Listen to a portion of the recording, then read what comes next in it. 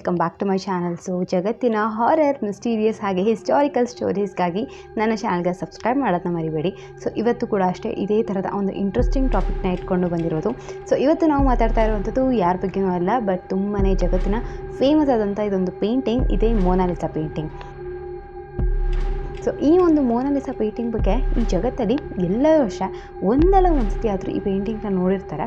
ರಿಯಲಾಗಿ ನೋಡಿಲ್ಲ ಅಂತಂದ್ರೂ ಒಂದು ಪಿಕ್ಚರಲ್ಲಿ, ಮೊಬೈಲ್ ಫೋನ್ಸಲ್ಲಿ ಎಲ್ಲೋ ಒಂದು ಕಡೆ ಈ ಒಂದು ಪೇಂಟಿಂಗ್ನ ಮಾತ್ರ ಎಲ್ಲರೂ ನೋಡಿರ್ತಾರೆ. ಯಾರು ಈ ಪೇಂಟಿಂಗ್ನ ನೋಡಿಲ್ಲ ಅನ್ನೋವಂಥ ಒಬ್ಬ ವ್ಯಕ್ತಿ ಇರಲ್ಲ ಅಂತ ನನಗೆ ಅನಿಸುತ್ತೆ. ಯಾಕೆಂದರೆ ಅಷ್ಟು ಫೇಮಸ್ ಆಗಿರುವಂಥ ಪೇಂಟಿಂಗ್ ಮೊನಾಲಿಸಾ ಪೇಂಟಿಂಗ್. ಅಷ್ಟಕ್ಕೂ ಈ ಒಂದು ಪೇಂಟಿಂಗ್ ಯಾಕೆ ಇಷ್ಟು ಫೇಮಸ್ ಆಗಿದೆ, ಇದನ್ನ ಮಾಡಿದವ್ರು ಯಾರು, ಹಾಗೆ ಈ ಒಂದು ಪೇಂಟಿಂಗ್ ಈ ಜಗತ್ತಿನ ಕಾಸ್ಟ್ಲಿಯೆಸ್ಟ್ ಪೇಂಟಿಂಗ್ ಅಂತ ಕೂಡ ಹೇಳ್ತೀವಿ. ಯಾಕೆ ಇದು ಇಷ್ಟೊಂದು ಕಾಸ್ಟ್ಲಿಯೆಸ್ಟ್ ಪೇಂಟಿಂಗ್, ಈ ಒಂದು ಸ್ಪೆಷಾಲಿಟಿ ಇದೆ ಈ ಒಂದು ಪೇಂಟಿಂಗಲ್ಲಿ ಅಂತ ಸಂಪೂರ್ಣವಾಗಿ ಇವತ್ತಿನ ವಿವರಣ ಈ ಒಂದು ವಿಡಿಯೋದಲ್ಲಿ ತಿಳ್ಕೊತಾ ಇದ್ವಿ. ಸೊ ತಡ ಮಾಡಿ ನನಗೆ ವಿಡಿಯೋನ ಸ್ಟಾರ್ಟ್ ಮಾಡೋಣ ಬನ್ನಿ. ಮೊದಲನೇದಾಗಿ ಈ ಒಂದು ಪೇಂಟಿಂಗ್ನ ಬಿಡಿಸಿದ್ದು ಯಾರು? ಈ ಪೇಂಟಿಂಗ್ನ ಬಿಡಿಸಿದ್ದು ಇಟಲಿಯ ಒಬ್ಬ ವ್ಯಕ್ತಿ, ಇಟಲಿಯಲ್ಲಿ ಇರುವಂಥ ಲೊನಾರ್ಡೋ ಡಾರ್ವಿನ್ ಅಂತ ಈ ವ್ಯಕ್ತಿ ಈ ಒಂದು ಪೇಂಟಿಂಗ್ನ ಬಿಡಿಸ್ತಾನೆ. ಸೊ ಇನಿಷಿಯಲಿ ಈ ಒಂದು ಪೇಂಟಿಂಗ್ ಅವನು ಆಲ್ಮೋಸ್ಟ್ 4.5 ವರ್ಷ ತೊಗೊತಾನಂತೆ. ಆದರೂ ಕೂಡ ಅಷ್ಟೇ ತನ್ನ ಕೊನೆಯ ಉಸಿರಿರುವ ತನಕನೂ ಅವನು ಈ ಪೇಂಟಿಂಗ್ನ ಬಿಡಿಸ್ತಾನೇ ಇರ್ತಾನೆ. ಅಂದರೆ ಅವ್ನಿಗೇನ್ಕ ಪುಟ್ಟ ಒಂದಿಷ್ಟು ಚೇಂಜಸ್ ಮಾಡೋದು, ಅವನಿಗೆ ಸರಿ ಅನ್ನಿಸ್ತಾ ಇಲ್ದಿರೋದು ಅದನ್ನೆಲ್ಲ ಚೇಂಜ್ ಮಾಡ್ತಾ ಇದ್ದಂತೆ. ಸೊ ಈ ಥರ ಅವನು ಕೊನೆಯ ಉಸಿರಿರೋ ತನಕನೂ ಆ ಪೇಂಟಿಂಗ್ನ ಬಿಡಿಸ್ತಾ ಅಂತ ಹೇಳ್ತಾರೆ. ಬಟ್ ಸ್ಟಾರ್ಟಿಂಗಲ್ಲಿ ಅದಕ್ಕೊಂದು ಔಟ್ಲುಕ್ ಕೊಡೋದು ಇದನ್ನೆಲ್ಲ ಮಾಡಿದ್ದು 4.5 ವರ್ಷ ತೊಗೊಂಡ ಅಂತ ಕೂಡ ಹೇಳ್ತಾರೆ. ಹಾಗೆ ಈ ಒಂದು ಪೇಂಟಿಂಗ್ ಅವನು ಕೊನೆಯ ಗಳಿಗೆಯಲ್ಲಿ ಕೂಡ ಅಷ್ಟೇ ಅವನು ಹೇಳಿದ್ದು ಈ ಪೇಂಟಿಂಗ್ ಇನ್ನೂ ಪೂರ್ಣ ಆಗಿಲ್ಲ ಅಂತ. ಸೊ ಇಷ್ಟು ವರ್ಷಗಳ ಕಾಲ ಅವನು ಟೈಮ್ ತೊಗೊಂಡು ಕೂಡ ಇನ್ನೂ ಈ ಒಂದು ಪೇಂಟಿಂಗ್ನ ಪೂರ್ಣನೇ ಮಾಡಿಲ್ಲ ಅಂತ ಹೇಳ್ತಾನೆ. ಸೊ ಏನಕ್ಕೆ ಅಷ್ಟು ಡೀಪಾಗಿ ಏನು ಮಾಡ್ತಿದ್ದ ಏನು ಅಂತ ಸಂಪೂರ್ಣವಾಗಿ ತಿಳ್ಕೊಳ್ಳೋಣ. ಒಂದು ಪೇಂಟಿಂಗ್ನ ಬಿಡ್ಸೋಕ್ಕೆ ಶುರು ಮಾಡಿದ್ದು 1503, ಅಂದರೆ ಆಲ್ಮೋಸ್ಟ್ 500 ವರ್ಷಗಳ ಹಿಂದೆ ಅವಾಗೆ ಈ ಒಂದು ಪೇಂಟಿಂಗ್ನ ಬಿಡ್ಸೋಕ್ಕೆ ಶುರು ಮಾಡಿದ್ದು. ಸೊ 1503 ಈ ಒಂದು ಪೇಂಟಿಂಗ್ನ ಬಿಡ್ಸೋಕ್ಕೆ ಡಾರ್ವಿನ್ ಅವರು ಶುರು ಮಾಡ್ತಾರೆ. ಸೊ ಬಿಡಿಸ್ತಾ ಬಿಡಿಸ್ತಾ ಕೊನೆಯ ಉಸಿರಿರೋ ತನಕನೂ ಅಷ್ಟೇ ಏನಾದರೂ ಒಂದು ಕಣ್ಣು ಸರಿ ಇಲ್ದಿರೋದು ಅಥವಾ ಮೂಗ್ನ ಸ್ವಲ್ಪ ಚೇಂಜ್ ಮಾಡೋದು, ಸೊ ಈ ಥರ ಒಂದು ಕೆಲಸನ ಡಾರ್ವಿನ್ ಅವರು ಮಾಡ್ತಾನೆ ಬರ್ತಾರೆ. ಹಾಗೆ ತಮ್ಮ ಕೊನೆಯ ಗಳಿಗೆಯಲ್ಲಿ ಕೂಡ ಅಷ್ಟೇ ಅವ್ರಿಗೆ ಒಂದು ಸ್ಯಾಟಿಸ್ಫ್ಯಾಕ್ಷನೇ ಇರಲಿಲ್ಲ ಆ ಒಂದು ಪೇಂಟಿಂಗ್ ಕಂಪ್ಲೀಟ್ ಆಗಿದೆ ಅಂತ. ಸೊ ಯಾರು ಈ ಒಂದು ಚಿತ್ರದಲ್ಲಿ ಇರೋರು ಅಂತ ನಾವು ನೋಡೋದಾದ್ರೆ ಇಟಲಿಯಲ್ಲಿ ಇರುವಂಥ ಒಬ್ಬ ತುಂಬಾ ರಿಚ್ ಆಗಿರುವಂಥ ವ್ಯಾಪಾರಿ ಅಂತ ಹೇಳ್ಬೋದು. ಹೆಂಡ್ತಿನೇ ಈ ಒಂದು ಪಿಕ್ಚರಲ್ಲಿ ಇರುವಂಥ ಒಂದು ಹೆಂಗಸು. ಸೊ ಇವಳನ್ನ ಅವನು ತುಂಬ ಇಷ್ಟಪಡ್ತಿರ್ತಾನೆ ಹೆಂಡ್ತಿನ. ಸೊ ಅವನು ಒಂದು ಸತಿ ಡಾರ್ವಿನ್ನ ಮೀಟ್ ಆದಾಗ ಅವನು ಹೇಳೋದು, ನನ್ನ ಹೆಂಡತಿಯ ಒಂದು ಪಿಕ್ಚರ್ನ ಡ್ರಾ ಮಾಡಿಕೊಡ್ಬೇಕು, ತುಂಬಾ ಚೆನ್ನಾಗಿ ಬ್ಯೂಟಿಫುಲ್ ಆಗಿ ಬರುವಂಥ ಪಿಕ್ಚರ್ನ ಡ್ರಾ ಮಾಡಿ ನನಗೆ ಕೊಡು, ನಾನು ಅವಳಿಗೆ ಗಿಫ್ಟಾಗಿ ಕೊಡಬೇಕು ಅದನ್ನ ಅಂತ ಅವತ್ತು ಆ ಒಬ್ಬ ವ್ಯಾಪಾರಿ ಡಾರ್ವಿನ್ಗೆ ಕೇಳ್ತಾನೆ. ಅವಾಗಿಂದ ಡಾರ್ವಿನ್ ಈ ಒಂದು ಚಿತ್ರನ ಬಿಡಿಸೋಕ್ಕೆ ಶುರು ಮಾಡ್ತಾನೆ. ಸೊ ಅದು ಯಾವ ಲೆವೆಲ್ಗೆ ಫೇಮಸ್ ಆಗಿದೆ ಅಂದರೆ, ಸೊ ಇಟಲಿ ಒಂದೇ ಅಲ್ಲ, ಇಡೀ ಒಂದು ಜಗತ್ತಿನ ಎಲ್ಲೆಡೆ ಕೂಡ ಈ ಒಂದು ಪಿಕ್ಚರ್ ತುಂಬ ಫೇಮಸ್ ಆಗಿರುವಂಥ ಪಿಕ್ಚರ್ ಅಂತ ಹೇಳ್ಬೋದು. ಈ ಒಂದು ಪಿಕ್ಚರಲ್ಲಿ ಇರುವಂಥ ಮೊನಾಲಿಸಾ ಅವರ ನಿಜವಾದ ಹೆಸರನ್ನು ನಾವು ನೋಡೋದಾದ್ರೆ ಅವಳ ಹೆಸರು ಬಂದು ಲೀಸಾ ಗಿರಾದಿನಿ ಅಂತ.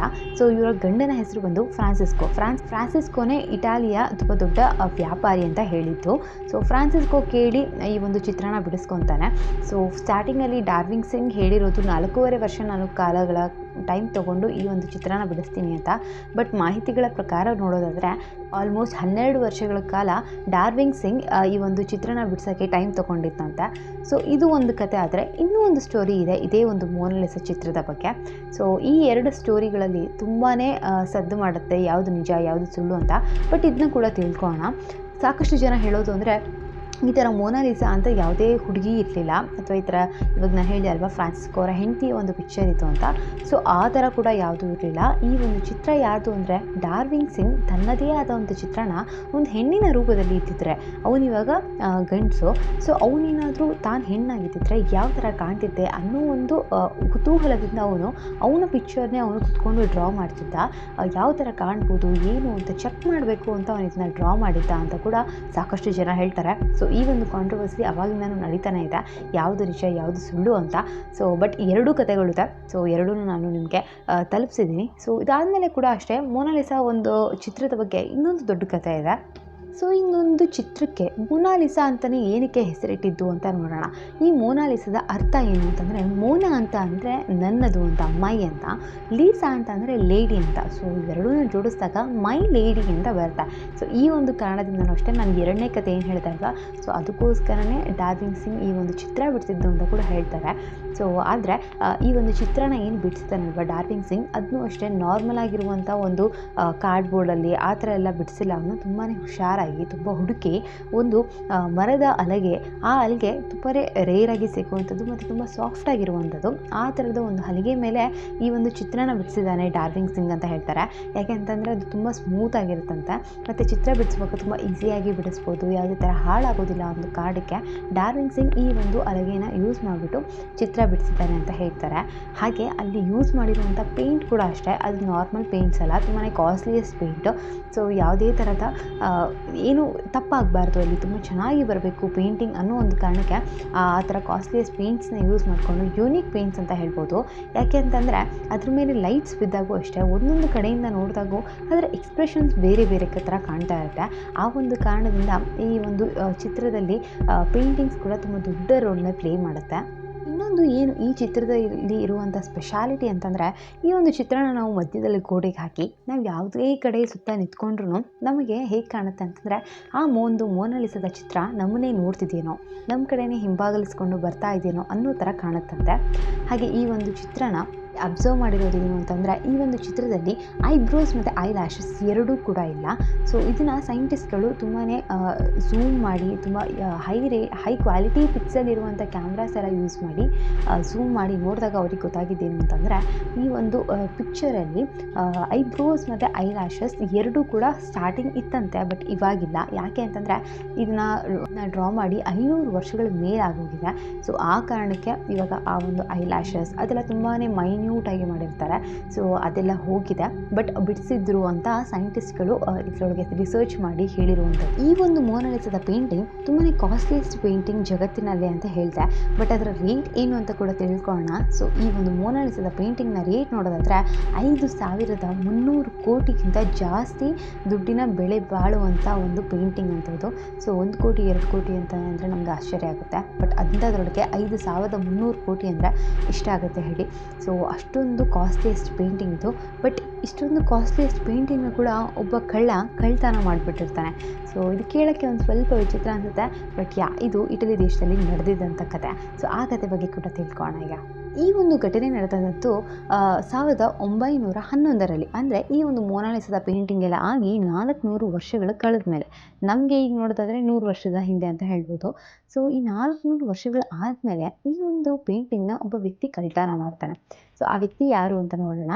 ಬಟ್ ಅದಕ್ಕಿಂತ ಮುಂಚೆ ಈ ಒಂದು ಪೇಂಟಿಂಗ್ ಎಲ್ಲಿರುತ್ತೆ ಅಂದರೆ, ಪ್ಯಾರಿಸ್ನ ಒಂದು ಮ್ಯೂಸಿಯಂ ಒಳಗೆ, ದೊಡ್ಡ ಮ್ಯೂಸಿಯಂ ಒಳಗೆ ಈ ಒಂದು ಪೇಂಟಿಂಗ್ನ ಇಟ್ಟಿರ್ತಾರೆ.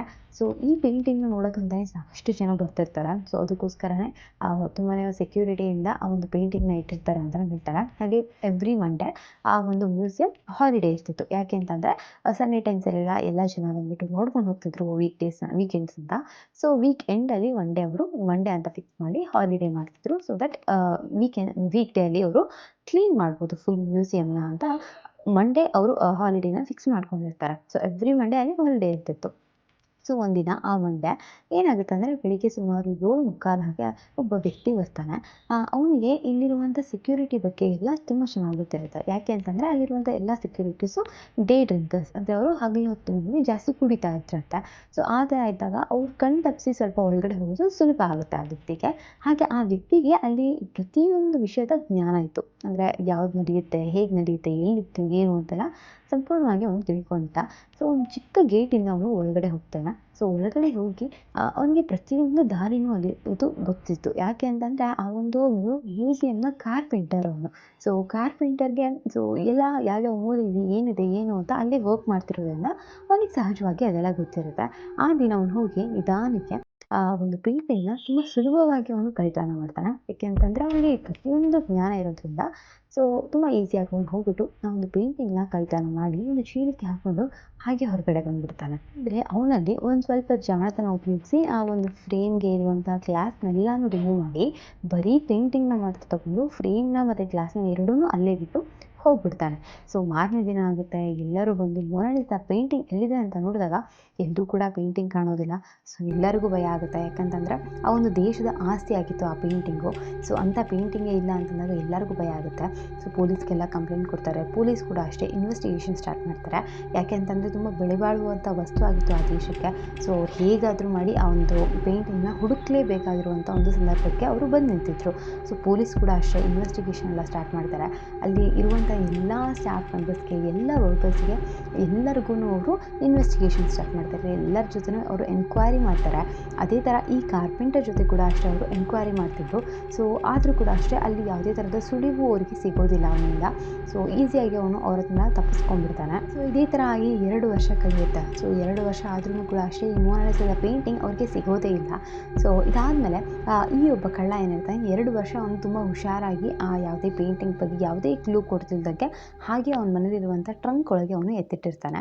ಸೊ ಅದಾದಮೇಲೆ ಅವನು ಏನು ಮಾಡ್ತಿರ್ತಾನೆ ಅಂದರೆ ಇಟಲಿ ದೇಶದಲ್ಲಿರುವಂಥ ಡೀಲರ್ಸ್ಗೆಲ್ಲ ಅವನು ಲೆಟರ್ ಬರಿತಾ ಇರ್ತಾನೆ.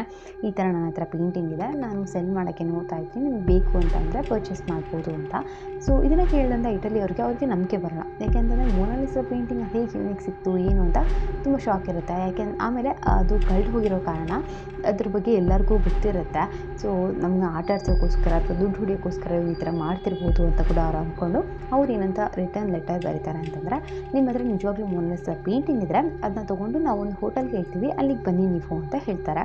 ಸೊ ಅಲ್ಲಿ ಹೋದ್ಮೇಲೆ ಆ ಹೋಟೆಲಲ್ಲಿ ಅವನು ತೋರಿಸ್ತಾನೆ ಮೊನಾಲಿಸಾ ಪೇಂಟಿಂಗ್ನ. ಅಲ್ಲಿರುವಂಥ ಸ್ಟಾಫ್ಸ್ ಕೂಡ ಅದನ್ನ ನೋಡಿ ಅವರು ಅದೇ ಸಮಯಕ್ಕೆ ಪೊಲೀಸ್ಗೆ ಫೋನ್ ಮಾಡಿ ಅವ್ರಿಗೆ ಇನ್ಫಾರ್ಮ್ ಮಾಡ್ತಾರೆ. ಈ ಥರ ಅವನ ಹತ್ರ ಪೇಂಟಿಂಗ್ ಇದೆ ಅಂತ ಗೊತ್ತಾದ ತಕ್ಷಣ ಪೊಲೀಸ್ ಬಂದು ಅವನ್ನ ಕ್ಯಾಚ್ ಮಾಡಿ ಆ ಮೊನಾಲಿಸಾದ ಪೇಂಟಿಂಗ್ನ ಮತ್ತೆ ತೊಗೊಂಡು ಹೋಗಿ ಆ ಒಂದು ಪ್ಯಾರಿಸ್ನ ಮ್ಯೂಸಿಯಮಲ್ಲಿ ಅವರು ಮತ್ತೆ ಇಡ್ತಾರೆ. ಸೊ ದಟ್ ಅವಾಗಿಂದ ಇವತ್ತಿನವರೆಗೂ ಅಷ್ಟೇ ಮತ್ತೆ ಮೊನಾಲಿಸಾದ ಪೇಂಟಿಂಗ್ನ ಯಾರೂ ಮುಟ್ಟೋಕ್ಕಾಗಿಲ್ಲ. ಸೊ ಅಷ್ಟು ಹೈ ಸೆಕ್ಯೂರಿಟಿ ಕೊಟ್ಟು ಅದನ್ನ ನೋಡ್ಕೊತಾ ಇದ್ದಾರೆ ಇವಾಗ. ಸೊ ಇದಾಗಿತ್ತು ಮೊನಾಲಿಸಾ ಪೇಂಟಿಂಗ್ ಬಗ್ಗೆ ಸಂಪೂರ್ಣವಾಗಿ ಇನ್ಫಾರ್ಮೇಷನ್. ಸೊ ನಿಮ್ಮೆಲ್ಲರಿಗೂ ಈ ಒಂದು ವಿಡಿಯೋ ಇಷ್ಟ ಆಗಿದೆ ಅಂತ ಅಂದ್ಕೊಂಡಿದ್ದೀನಿ. ಸೊ ಇದೇ ಥರದ ಹಿಸ್ಟಾರಿಕಲ್, ಮಿಸ್ಟೀರಿಯಸ್ ಹಾಗೆ ಹಾರರ್ ಸ್ಟೋರೀಸ್ಗಾಗಿ ನನ್ನ ಚಾನಲ್ಗೆ ಸಬ್ಸ್ಕ್ರೈಬ್ ಮಾಡೋಕ್ಕೆ ಮರಿಬೇಡಿ. ಸೊ ಮತ್ತೊಂದು ವಿಡಿಯೋದಲ್ಲಿ ಸಿಗ್ತೀನಿ. ಟೇಕ್ ಕೇರ್, ಬಾಯ್.